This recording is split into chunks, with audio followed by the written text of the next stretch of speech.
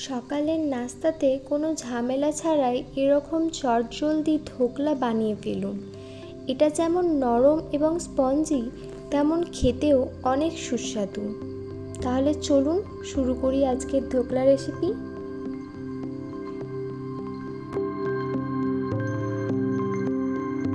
প্রথমে একটি পাত্রে এক বাটি বেসন নিয়ে অল্প অল্প করে দুইবার দিয়ে ভালো করে চেলে নেব, যাতে ব্যাটারটি তৈরি করার সময় কোনো রকম দানা দানা না থাকে। তারপর দেব 1 চামচ লবণ, 2 চামচের মতো চিনি এবং হাফ চা চামচের মতো হলুদ গুঁড়ো। আমি এখানে হলুদ গুঁড়োটা দিতে ভুলে গিয়েছি, পরে অ্যাড করে নিয়েছি। তারপর ভালো করে মেশানোর পর অল্প অল্প করে জল দিয়ে ব্যাটারটি তৈরি করব। দেখবেন ব্যাটারটি যেন খুব ঘন এবং খুব পাতলা না হয়। এরকম একটি সুন্দর ব্যাটার তৈরি হয়ে এলে তার মধ্যে দিয়ে দিন 1 প্যাকেট ইনো ও বেকিং সোডা দিয়ে তার মধ্যে অল্প জল মিশিয়ে ব্যাটারটি আরেকবার ভালো করে মিশিয়ে নিন।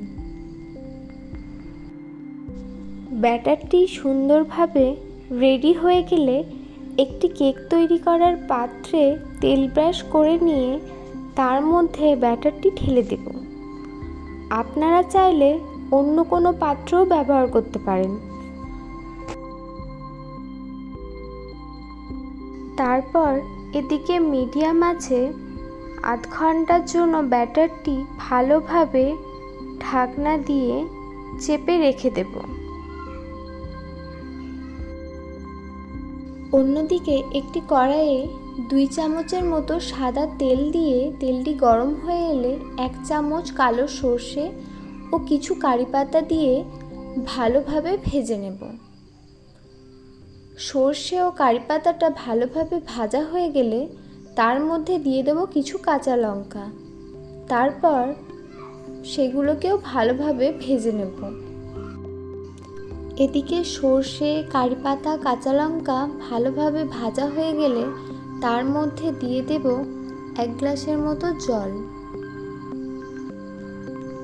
তারপর দিয়ে দেব চিনি, লবণ ও লেবুর রস। তারপর জলটি এভাবে মিশিয়ে নেব। জলটি এভাবে ফুটে এলে তাহলেই রেডি আমাদের ধোকলাতে দেওয়ার জন্য টক মিষ্টি জল। এদিকে আধ ঘন্টা পর ঢাকনাটা সরিয়ে একটি ছুরির সাহায্যে দেখে নেব যে ধোকলাটা সুন্দরভাবে কুক হয়েছে কিনা। তারপর ধোকলাটা ঠান্ডা হওয়ার জন্য কিছুক্ষণের জন্য রেখে দেব। তারপর ধোকলাটা ঠান্ডা হয়ে এলে একটি ছুরির সাহায্যে 4-5টা এরকমভাবে কেটে নেব। তারপর একটি প্লেটে ধোকলাটা সুন্দরভাবে তুলে নেব। দেখুন কি সুন্দর তৈরি হয়েছে। এরপর একটি ছুরির সাহায্যে সুন্দর করে কেটে নেব।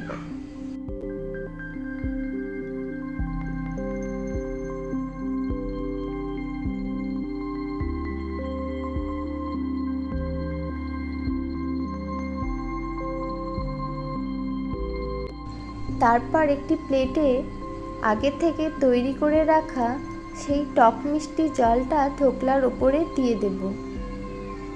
তাহলেই রেডি আমাদের ধোকলা রেসিপি।